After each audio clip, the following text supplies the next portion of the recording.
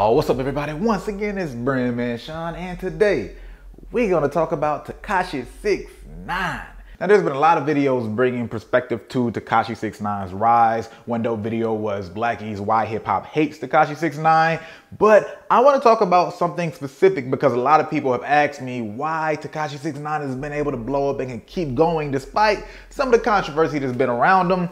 And one of them is something very unusual, and that is how his fan base was built. And a large part of this circles around Fck Them.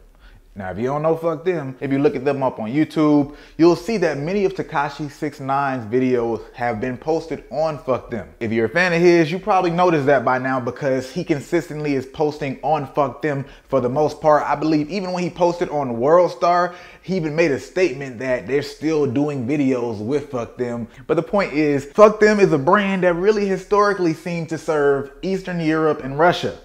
If you even look at Tekashi's rise, when he started to really do shows, a lot of them were in Russia, they were in Eastern Europe, they were in London and all that kind of stuff. If you look all through last year, it wasn't until December of 2017 that Tekashi69 did a show in New York, his hometown. Which brings up a few interesting points. One being, why did they go with Fck Them as opposed to all the other pages? It's not even like the page was huge back when they started. So I don't know, it's probably more of a personal thing, because how else would you even have known about that page? Especially considering the loyalty that they've had to that page. And another thing is actually one of the big things a lot of you have been asking me. When we talk about Tekashi69 and getting through a lot of this controversy that a lot of people are seeing, when you consider the fact that so much of his fan base has been built overseas first, being built differently than a lot of other upcoming artists like a Trippie Redd or I don't know, a XXX, all these people,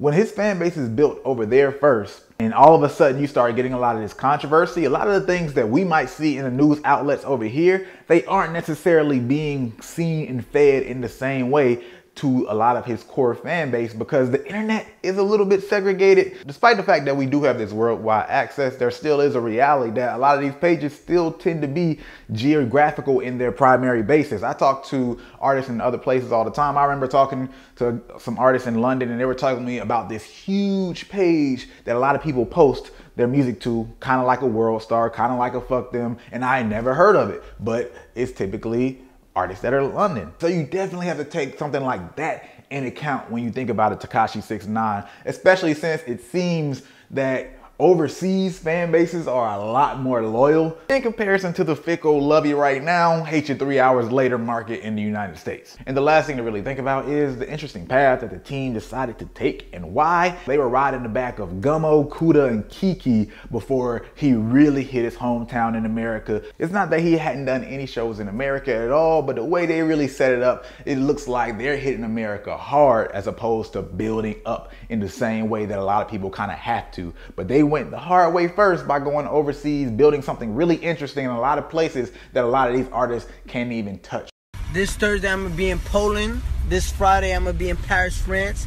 And Saturday I'm in St. Petersburg, Russia. Make sure you're out there, buy your tickets and pop out. Squad!